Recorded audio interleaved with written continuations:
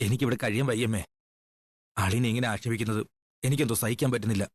ബാലനെ കുറിച്ച് മോശമായി പറയുന്നത് നിനക്ക് മാത്രമല്ല എനിക്ക് സഹിക്കാൻ പറ്റുന്നില്ല. ഈ വീട്ടില് നിനക്ക് സമാധാനമായിട്ട് നിൽക്കാൻ പറ്റില്ലെന്ന് എനിക്ക് മനസ്സിലായി. ഇവരുടെ ഔദാര്യം കൊണ്ട് നിനക്കൊരു കുടുംബമോ ജീവിതമോ വേണ്ട. മോൻ പൊയ്ക്കോ. പക്ഷെ എങ്ങോട്ട് പോകും? എങ്ങോട്ട് പോവുമെന്നോ? ദേവമംഗലത്തേക്ക് പോവും. അവിടെ നിന്നെ ഇറക്കി വിട്ടല്ലേ അമ്മേ? ആരിറക്കി വിട്ടു? ഞാൻ പറഞ്ഞില്ലമ്മേ, അളിയൻ. ശരി, ബാലൻ ഇറക്കി വിട്ടു.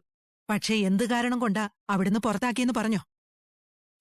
ഇല്ല, എത്ര ചോദിച്ചിട്ട് അളിയൻ കാരണം പറഞ്ഞില്ല. ആ, അതാടാ ധർമ്മ ബാലന്റെ മഹത്വം. ചേച്ചി ഞാനും എല്ലാരും ചോദിച്ചു എന്തിനാ എന്നെ പറഞ്ഞേക്കുന്നെന്ന്. ഒരക്ഷരം മിണ്ടിയില്ല അളിയൻ. ഗോമതിയും മക്കളുമല്ല, ദൈവം തമ്പുരാൻ വന്ന് ചോദിച്ചാലും ബാലൻ പറയിൽ നീ അവിടുന്ന് ഇറങ്ങാൻ കാരണക്കാരി ഞാനാ. എന്നെ വിഷമിപ്പിക്കാതെ ആരോപണം മുഴുവൻ ബാലൻ ഏറ്റെടുക്കുകയായിരുന്നു. എനിക്കൊന്നും മനസ്സിലാവുന്നില്ല അമ്മേ. ഞാൻ പറയാം. അന്ന് നിന്റെ നിശ്ചയം മുടങ്ങിയപ്പോ ആ ദിവസം ഞാനും അച്യുതനുമായിട്ട് തർക്കമുണ്ടായി. ഇനിയിപ്പോ ഞങ്ങളായിട്ട് പറഞ്ഞില്ലെങ്കിലും മറ്റാരെങ്കിലും പറഞ്ഞ അവർ ഇതൊക്കെ അറിയുമായിരുന്നു. അപ്പൊ അവരായിട്ട് തന്നെ ഈ കല്യാണത്തിൽ നിന്ന് പിന്മാറുകയും ചെയ്തേനെ.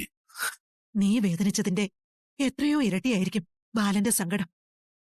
അപ്പോ അളിയനെ ആട്ടിയിറക്കിയതല്ല. ഞാൻ പറഞ്ഞില്ലേ, അതാണ് മോനെ സത്യം. എല്ലാം ശരിയാവും അമ്മേ. ഞാൻ ഇറങ്ങട്ടെ. ഞങ്ങൾ നിന്റെ ഏട്ടന്മാരല്ലേ? ഒരു വാക്ക് അങ്ങോട്ടോ ഇങ്ങോട്ടോ വീണു പോയിന്ന് വെച്ച് ഇങ്ങനെ ദേഷ്യം കാണിച്ചു പോകാമോ? അതും ഈ ഭക്ഷണത്തിന്റെ മുമ്പിൽ നിന്ന്. അനന്തേട്ടാ, ഭക്ഷണത്തിന് മുമ്പിൽ നിന്നല്ല, ഞാനേ ഈ വീട്ടിൽ നിന്നേ പോവുക. എന്താണ് ധർമ്മ നീ ഇങ്ങനെ കൊച്ചു പിള്ളേരെ പോലെ? അമ്മ നിന്നെ വിളിച്ചോണ്ട് വരുന്നത് നോക്കിയേ ഇവിടെ എല്ലാരും കാത്തിരുന്നതാ. വന്ന് ഭക്ഷണം കഴിച്ചേ വാ. അതെ, ആഹാരം പകുതി നിർത്തിയിട്ട് പോയിക്കൂടാ. ഇരിക്കു വച്ചാ.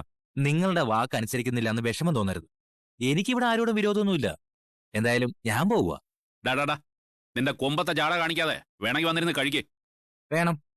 ഈ ഭക്ഷണത്തിന് വേണ്ടിയാണല്ലോ മനുഷ്യൻ ജീവിക്കുന്നത്. പക്ഷേ ഏട്ടന്റെ കൂടെ ഇരുന്ന് കഴിക്കുന്നില്ല, ശരീരത്ത് പിടിക്കില്ല. ഞാൻ പോവുക. ഏട്ടത്തിമാരെ, നിങ്ങൾ വച്ച് വിളമ്പിയത് ഞാൻ നിഷേധിക്കുകയാണെന്ന് തോന്നരുത്.